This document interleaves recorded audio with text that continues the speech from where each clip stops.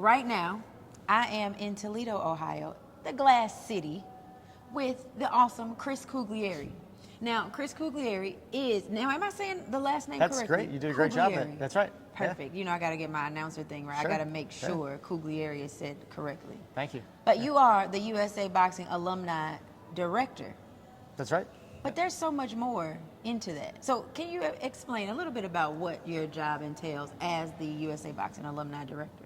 Sure. So it's one of my several roles with USA Boxing, but I actually, back in 2016, was introduced to the board of USA Boxing, and they wanted help in starting up an alumni association, a formal outreach program for USA Boxing to bring back the alumni that have done great things in and out of the ring back around the program. I'm a big believer that USA Boxing as a program is stronger when our alumni are back around the kids as mentors, as advisors, and really just helping them grow along the way. And so we formed that back in 2016, and we've had a lot of events throughout the country. We've helped celebrate alumni from decades past, both in terms of officials and coaches who have given their lives to USA Boxing, as well as the athletes that have gone on to win Olympic gold medals or world champions in the pros. And it's just something that I'm really proud to be a part of and really honored, honestly. Got it. So you're like rallying the troops and keeping them coming back. Even like visibility is helpful just at these tournaments alone. We are at the first USA Boxing women's tournament right now. Absolutely, yeah. And I've seen alumni come. You know, Clarissa Shields was here today. You've got Miss Christy Halbert, yeah. The champion for women's boxing in the Olympics in general. So you've got a Queen, what's her last Queen name? Underwood, yeah, Queen from the Underwood. 2012 Olympic class. That's right. Right. So you're bringing back the alumni to keep things going and moving forward. I think it's hard to, as a young boxer, it's very motivating to know where you're going in your career, to see people who have been there and to hear their message and to hear their words of encouragement. I think is just super important.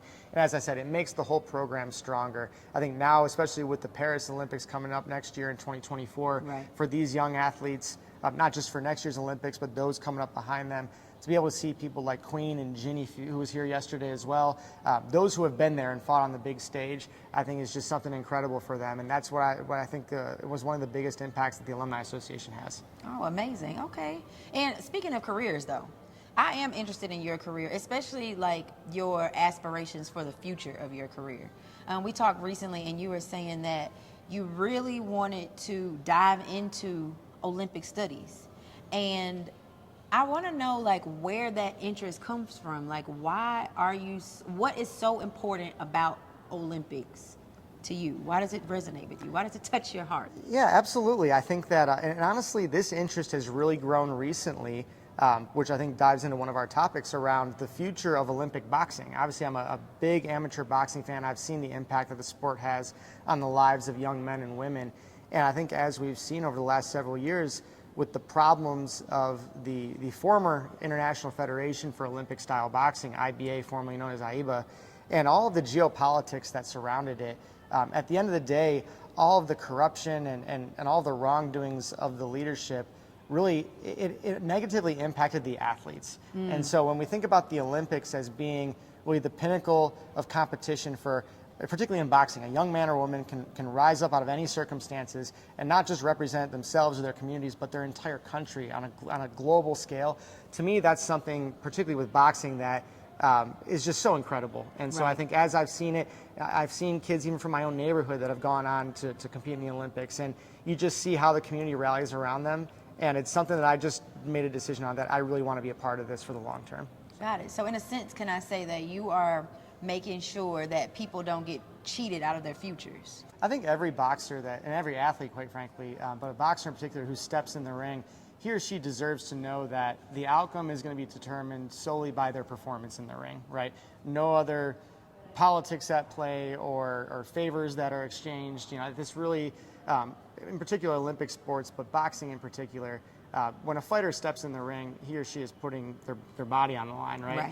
And I think so much is at stake that at the very least they just deserve a transparent outcome that's based solely on their performance in the ring.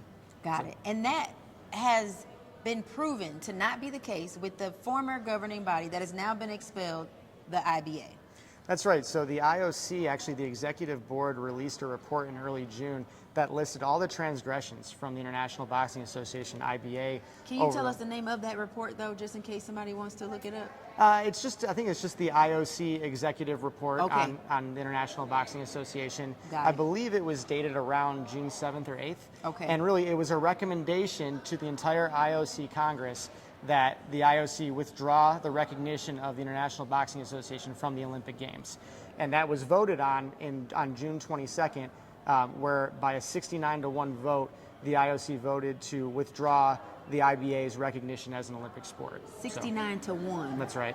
Can you tell us that one country that voted? I don't know. I actually don't know. I don't Okay. know if that's been released, but obviously, needless to say, they had enough votes for the recommendation to go through.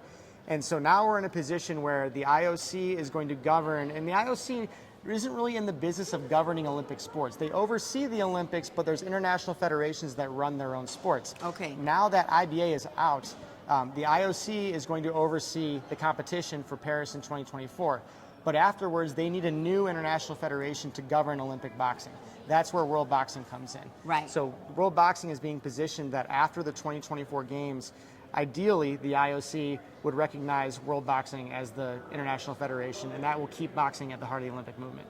Got it. So, and just in case anybody's new, for the casual fans out there, essentially, boxing in the Olympics was threatened. There would have been no more had the current organization, or the now expelled organization, the IBA, had they continued to run the game, boxing would have been expelled and completely eliminated from the Olympics. So now we're here. That's right. With the World Boxing Organization, led by Mike McAtee, right? And who's the champion? Sure. So Mike McAtee is on the steering committee as well. There are a handful of executive board members, and one of them is Tyson Lee, the president of USA Boxing. Okay. Richard Torres, who's a silver medalist from Tokyo for the super heavyweight, is on the executive board as well, the interim executive board. And then representatives from the Netherlands, Sweden, the Philippines. A few more were actually just announced today from Australia, the Czech Republic, and one more, Switzerland. So we have a lot of countries that, again, are like-minded in the sense that they have the same goal of keeping boxing in the Olympic Games. Okay. And so these leaders have stepped up, and World Boxing, we're very excited about the future and what it will do to protect fair play for the boxers. Got it. So are there any examples you can give? Because I guess what I fear, right, is the same thing happening once again. Like, it's just another name, but then there's all this corruption and things that happen. How does the World Boxing Organization ensure that this doesn't happen? What happened with AIBA/IBA? How does it not happen again? There's a few different things that are going on. So first of all, there was a lot of effort put into the governing documents or the legal documents for how World Boxing was established. Okay. And when you think about voting structures and when you think about certain legal measures you can take to prevent one person or country from absorbing too much power in their decision making. So we were very careful about that and how World Boxing statutes were developed so that when there's elections in the future, they will be fair and transparent, and that one country can't secure enough power to tilt the balance of boxing away from the Olympic movement. So that's our goal. Got it. So is it safe to say that people no longer have to worry about boxing not being in the Olympics? Yeah, I mean, I think that as far as boxing's future in the Olympic Games, it's not, the program for Los Angeles has not been finalized yet. So that will be this fall.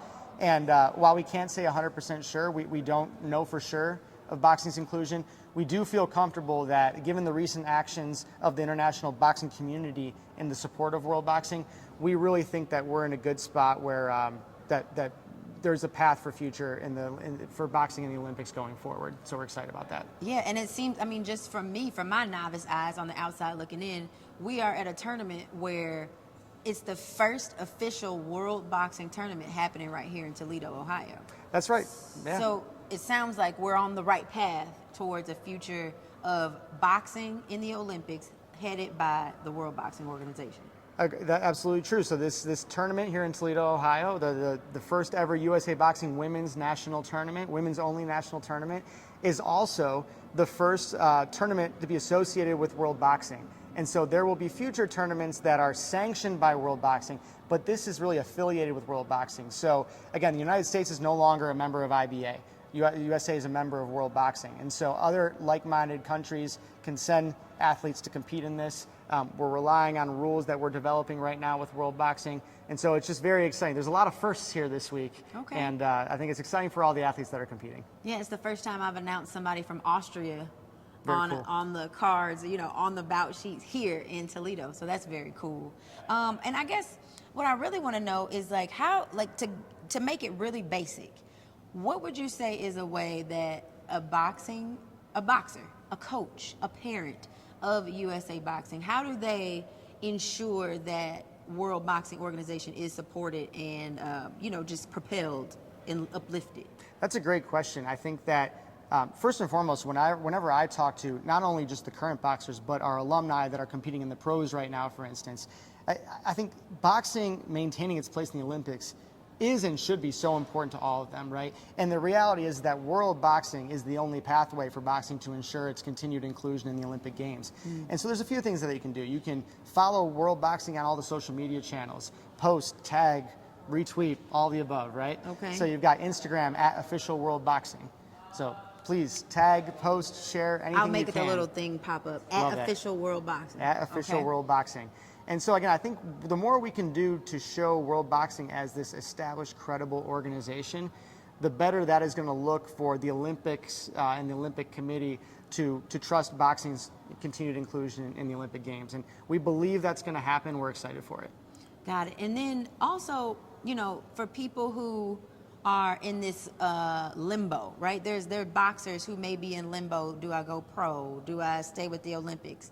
Why would you say, boxers, hold off, hold your horses, don't go pro yet. Keep competing and keep trying to, be an asset to the USA Boxing, to the World Organization, to represent the United States as a boxer in the world? It's a great question. So despite the misinformation that's been thrown out there, boxing will 100% be in the Paris Olympics next year. So we'll start with that, which is to say that if you've made it this far already and you have that shot to compete and represent your country in the Paris Olympics, that's a great platform to get your name out there, to have a whole country rallying behind you. That way, when you do go to the pros, you've got that whole platform that has been established for you, and it's for your marketability, it's just great.